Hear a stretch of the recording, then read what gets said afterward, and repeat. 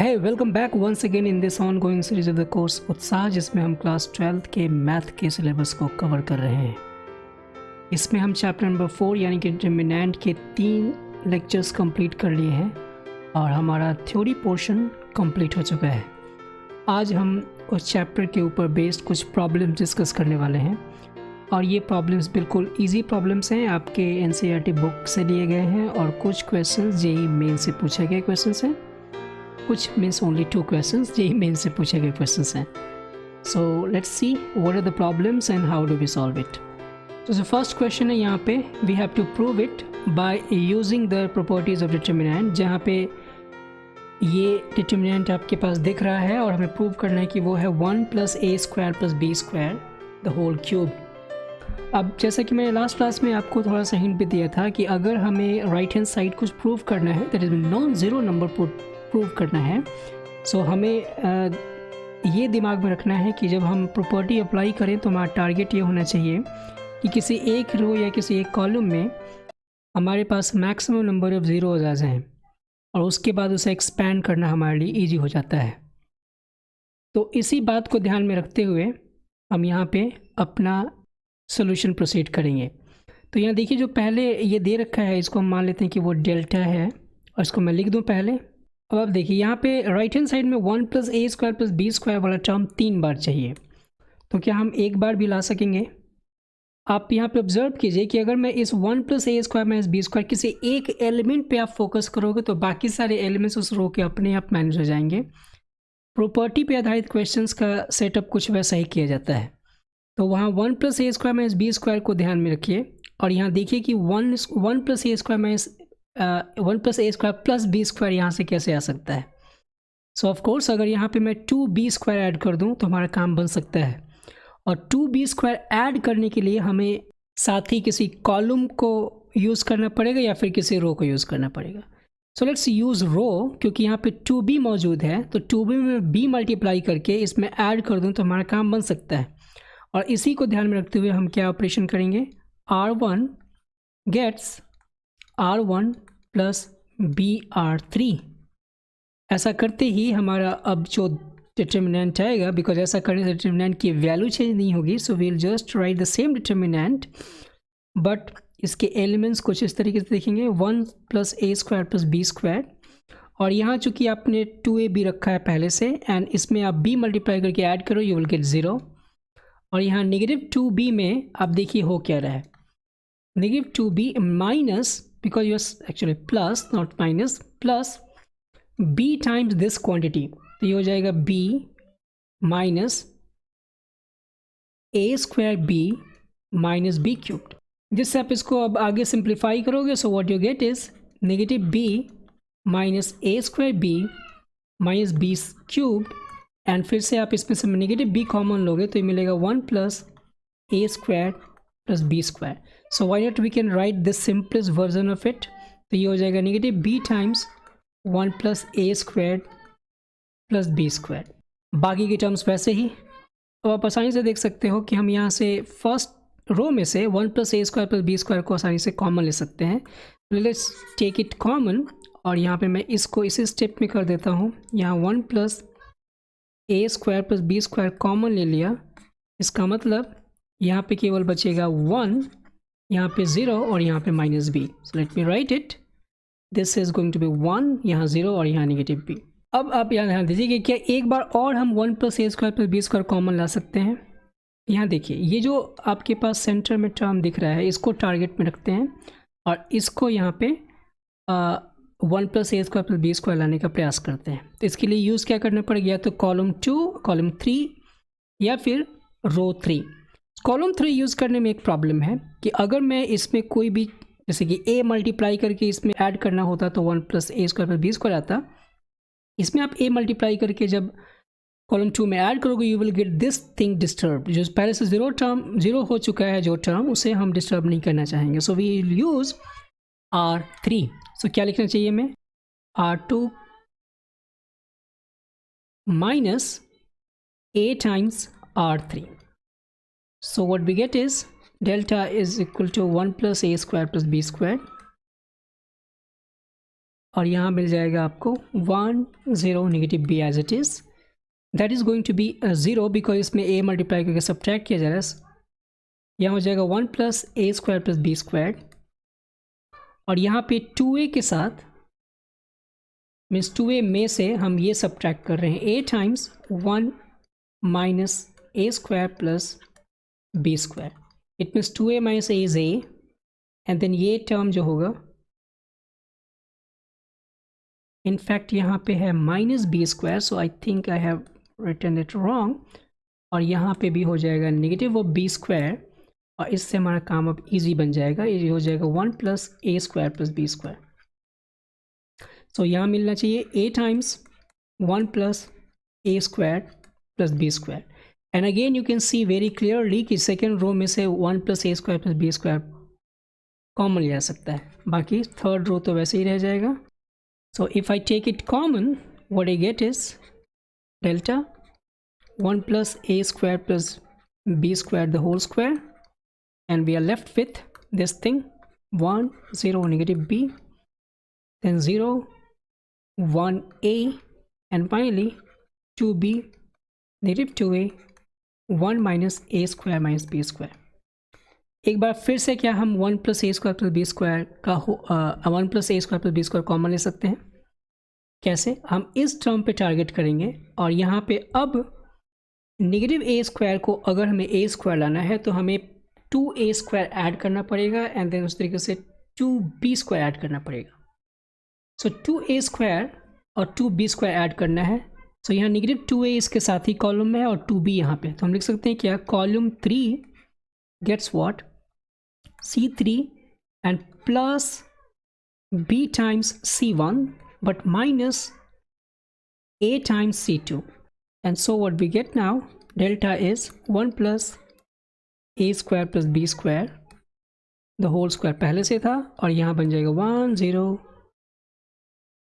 अब इसमें चूंकि आप क्या कर रहे हो, इस 1 में A मल्टीप्लाई कर रहे हो, इसमें आप इस 1 में b मल्टीप्लाई कर रहे हो, और इसमें आप a मल्टीप्लाई कर रहे हो, और ये सारा कैलकुलेशन कर रहे हो, so you will get b minus b that is 0, फिर आ जाएगा 0 1, और यहाँ भी इसी कैलकुलेशन को ध्यान में रख के रखेंगे तो ये भी 0 आ जाएगा, और यहाँ पे 2b नेगेटिव 2a, और इसको तो हमने ध्यान में ही रख के सारा काम किया था, 1 plus A square plus B square, यहाँ भी 0 होना चाहिए था बट यस। अब इस कॉलम में से आप 1 plus A square plus B square common ले सकते हो, सो ये मिल जाएगा 1 plus A square plus B square the whole cube, and what we get 1 0 0 0 1 0, and then 2b negative 2a and 1। You get this is actually an upper triangular matrix जिसके पास lower triangular matrix जिसके पास diagonal के elements 1 1 1 है, so of course the answer of this determinant is 1, therefore the total answer is 1 plus a square plus b square the whole cube, that's it। so इस तरीके से हमने इसको prove कर दिया। ओके, सो इस क्वेश्चन में हमें राइट हैंड साइड में प्रूव करना है 1 plus A square plus B square plus C square, और इस वजह से हम यहाँ पे कुछ ऐसा मैनिपुलेशन करेंगे जिससे कि हमें 1 plus A square plus B square plus C square लाने में सुविधा हो।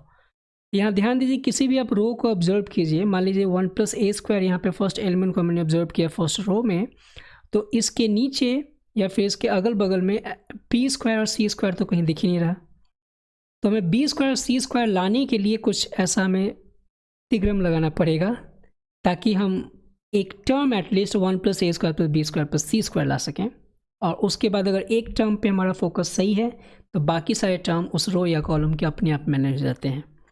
तो यहाँ पे हम वही काम करने वाले हैं। देखिए, अगर मान लीजिए कि मुझे इस रो को ऐड करना पड़े, इसमें मतलब बी स्क्वायर ऐड करना है, तो इसको अगर बी स्क्वायर बनाना है मतलब ए बी वाले टर्म को, तो हमें क्या करना पड़ेगा, बी से मल्टीप्लाई, और यहाँ भी हम सी स्क्वायर अब ऐड करना चाहते हैं तो यहाँ सी से मल्टीप्लाई। सो हम क्या करते हैं कि इस रो 1 में सिमेट्री के लिए ए से मल्टीप्लाई कर देते हैं, इसमें बी से और इसमें सी से। So what I right is कि R1 gets A times R1, R2 gets B times R2, and R3 को हमने मल्टीप्लाई कर दिया सी से।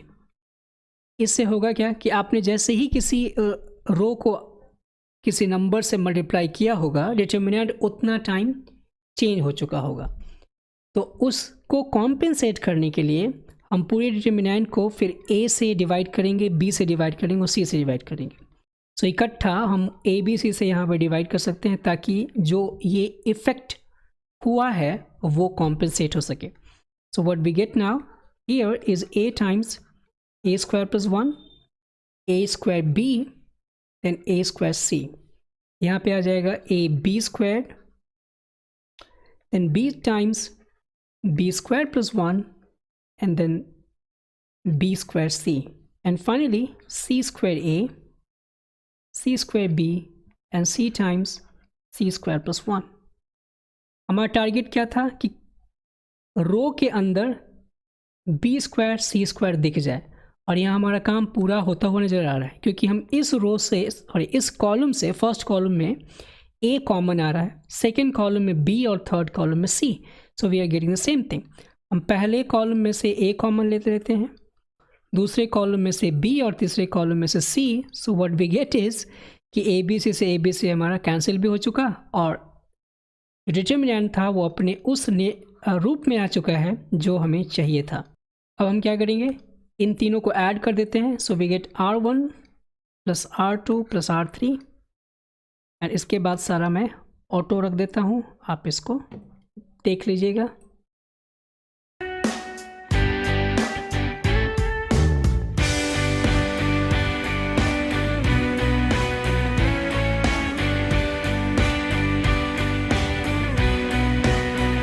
सो दैट्स इट, हमने प्रूव कर दिया। होप आपने इसको समझ लिया होगा। बढ़ते हैं आगे अगले क्वेश्चन पे।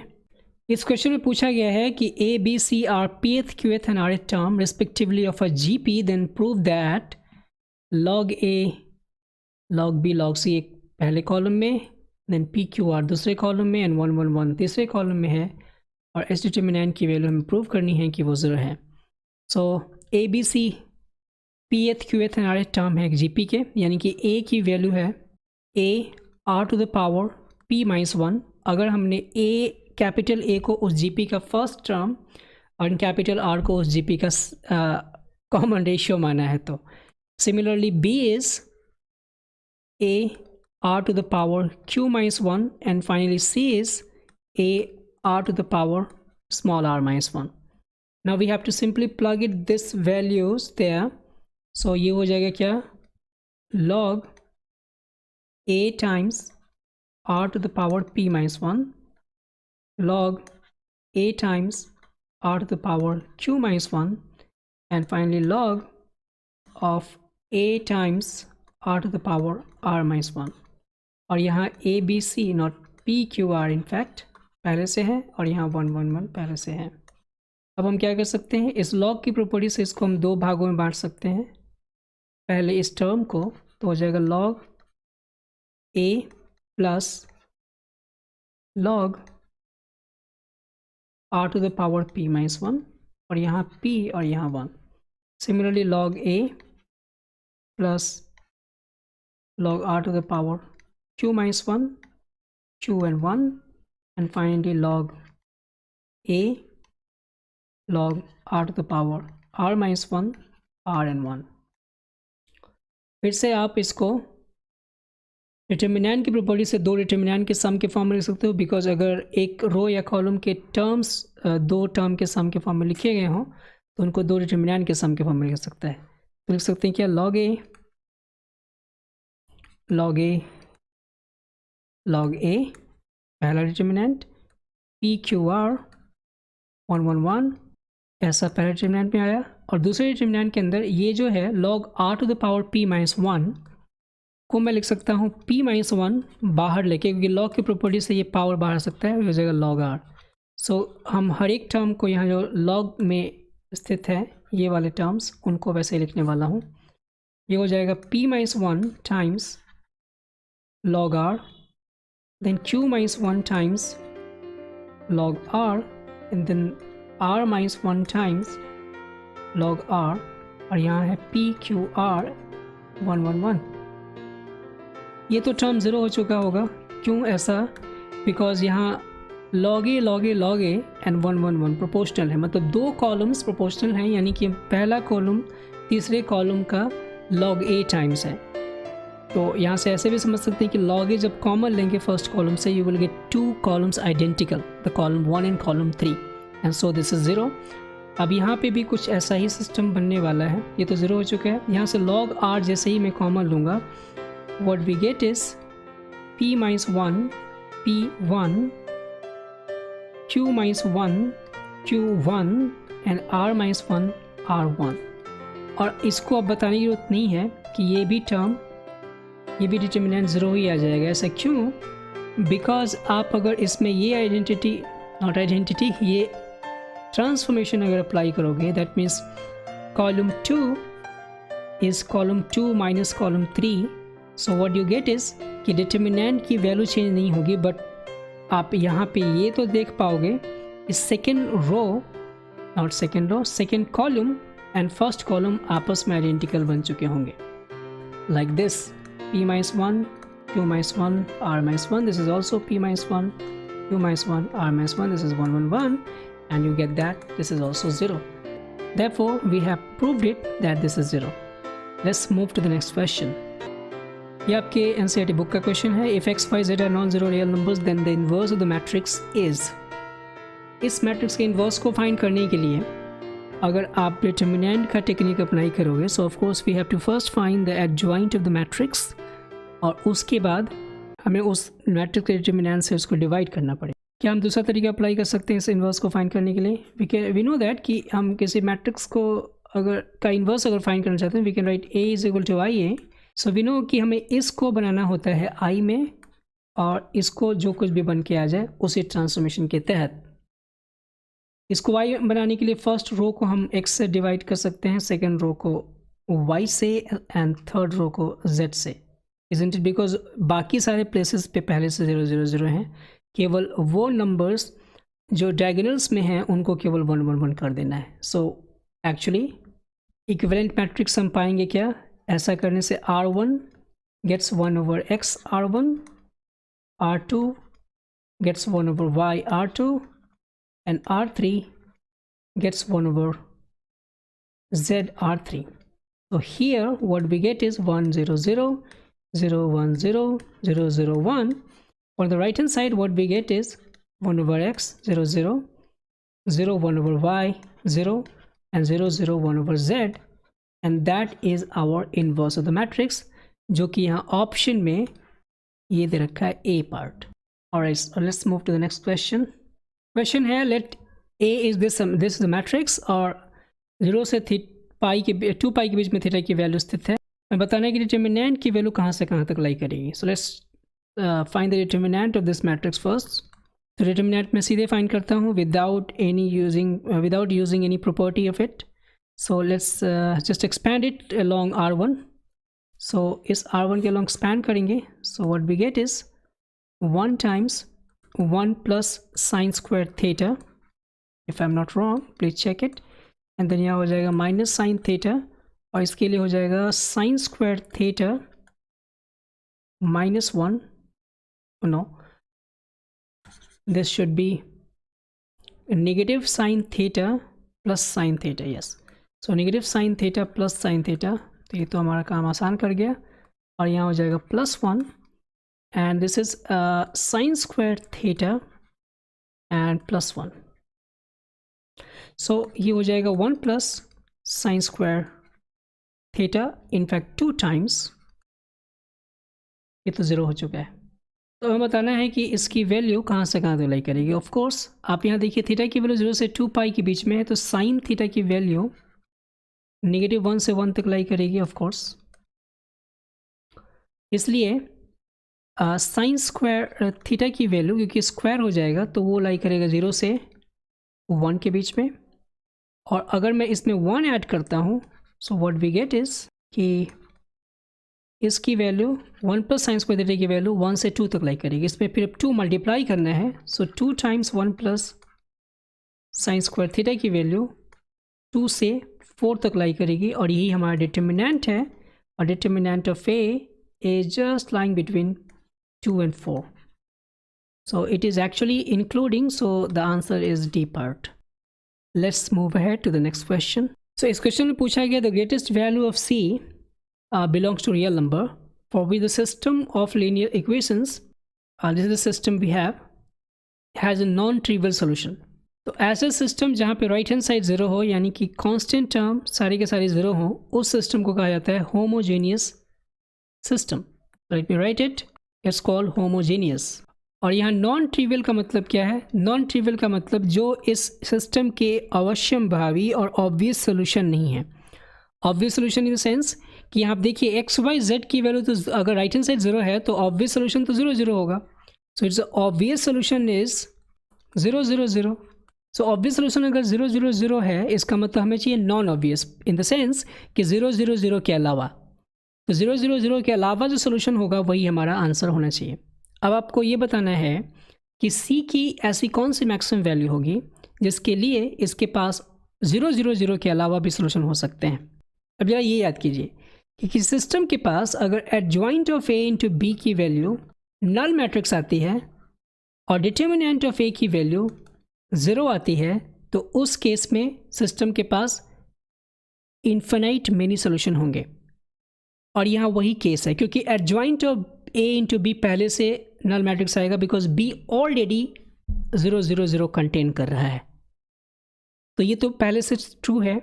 इसका मतलब कि अगर X Y Z zero zero नहीं होने हैं तो इस सिस्टम के पास more than one, in fact infinite number of solutions होने चाहिए, और उसी को यहाँ पे डिमांड कर रहा है. और इन्फिनाइट नंबर सोल्यूशंस होने के लिए इसके कोफिशिएंट से बनने वाले मैट्रिक्स का डिटर्मिनेंट क्या होना चाहिए? Zero. So let's find it. ये हो जाएगा one negative c then c negative one c negative one, and that must be 0. So when we evaluate it, what we get is 1 minus c squared, then plus c times negative c minus c squared minus c times c squared plus c, and that should be 0. Further इसको calculate करेंगे 1 minus 2c cubed minus 3c squared, and that should be 0.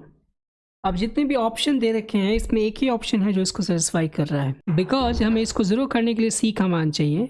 तो अगर आप zero substitute करोगे of course you not get the right hand side as 0, and the only number we get is negative 1, because we substitute negative 1 there, that will become negative 2 times negative 1, which will become 3, and minus 3, that will become 0. So c is equal to negative 1 is the only choice we have. तो answer हमारा negative 1 ही होगा. बढ़ते हैं आगे अगले question पे. If the system of linear equation this has solution x Y z है जो नॉन ज़ीरो सोल्यूशन है, then x y lies on the straight line. अब इस क्वेश्चन को करने के लिए हम क्रेमर रूल का यूज़ कर सकते हैं. क्रेमर रूल क्या कहता है? अगर हमारे पास कोई सिस्टम है तो एक्स को फाइंड करने का तरीका होता है, let's call it delta x over delta, and y को लिख सकते हैं delta y over delta, and z को फाइंड करने का तरीका है डेल्टा z ओवर डेल्टा. अब यहाँ delta x, delta y, delta z, ये क्या है? डेल्टा तो ऑब्वियस है, डेल्टा है कांस्टेंट टर्म कोफिशिएंट टर्म से बनने वाला matrix, that is 1 2 3 negative 2 1 negative 1 k 1 negative k. सो इस केस में यही आपका डेल्टा होगा. What is the meaning of delta x? So delta x को फाइंड आउट करने का तरीका है कि जो भी कांस्टेंट टर्म आपको दिख रहे हैं उनको आप इस x के कोफिशिएंट्स वाले पोजीशन पे रिप्लेस कर दीजिए. इसका मतलब कि चूंकि पहले से 1 2 3 है, आप देखिए ये x का पोजीशन है, इस पोजीशन पे हमने क्या किया कि जो कांस्टेंट टर्म है उनको रिप्लेस कर दिया. So what we get is 1 2 3 negative 2 1 negative 1 as it is रहेगा, and k 1 minus k as it is रहेगा. ये डेल्टा x है. और अगर डेल्टा y फाइंड करना है, so you got the idea कि अब हम क्या करेंगे, फिर से बाकी सारे इस डिटर्मिनेंट में सेम रहेंगे, केवल वो कॉलम हमें हटाना है जहाँ पे y के कोफिशिएंट्स मौजूद हैं, उनको रिप्लेस करेंगे किससे? फिर कांस्टेंट टर्म के एलिमेंट से इन द सेंस. तो ये हो जाएगा क्या 1 2 3, और अब हम यहाँ पर रिप्लेस करेंगे क्या, 1 2 3 और यहाँ k 1 नेगेटिव k। अब देखिए जो y वाला था वो हमने रिप्लेस कर दिया। तो अब इससे पाओगे कि हमें तो x और y ही ढूंढना है ना। अगर x और y ढूंढ ले तो हम बता सकते हैं कि वो किस लाइन पे एक्चुअली लाई करेगा। तो यहाँ से पहले हम इसको फाइंड करते हैं कि ये क्या निकल के आता है। Let's calculate it.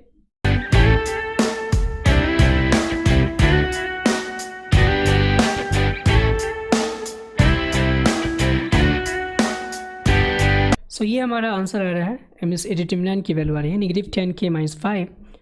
और चूँकि यहाँ पे 1 2 3 सेम डिटर्मिनेंट है delta and delta x, so you will get the same thing -10k-5। अगर आप कैलकुलेट भी नहीं करोगे तब भी ये आपका सही उत्तर आने वाला था, बिकॉज यहाँ पे दोनों की वैल्यू सेम है। So we could simply say that कि जो x की वैल्यू हम निकाल रहे हैं वो डेल्टा x एंड डेल्टा की वैल्यू सेम होने की वजह से ये क्या आ जाता, 1 मिल जाता। तो x की वैल्यू हमेशा 1 ही होगी irrespective of the number be taken by this k। यहाँ पे चूँकि 1 2 3 एंड 1 2 3 दो कॉलम सेम आ चुके हैं, इसलिए वैल्यू हो जाएगी 0।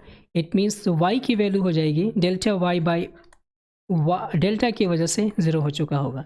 सो x की वैल्यू 1 एंड y की वैल्यू 0। अब इसमें जितने भी ऑप्शंस हैं उनमें आप देख लीजिए कि x की वैल्यू 1 एंड y की वैल्यू 0 कहाँ पे सेटिस्फाई हो रहा है।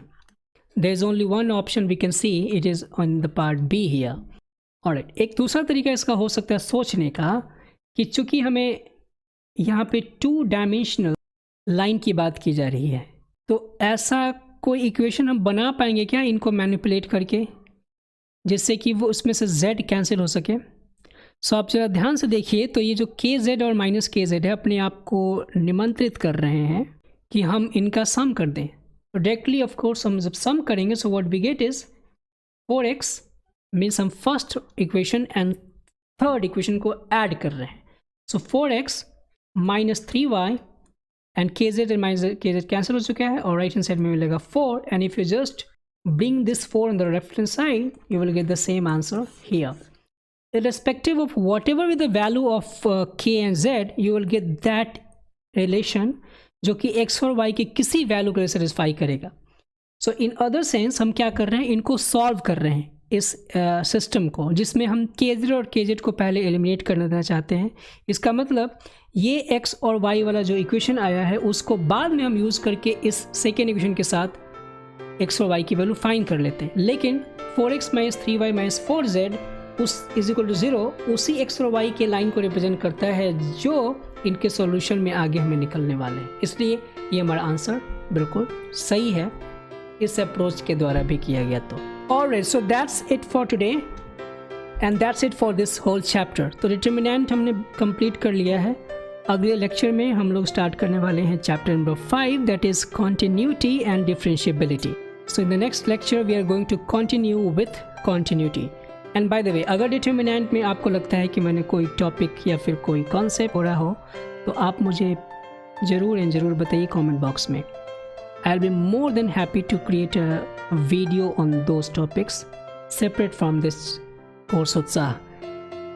सो मिलते हैं अगले लेक्चर में कंटिन्यूटी के साथ। And till then you have to take care and keep doing mathematics with उत्साह। थैंक्स।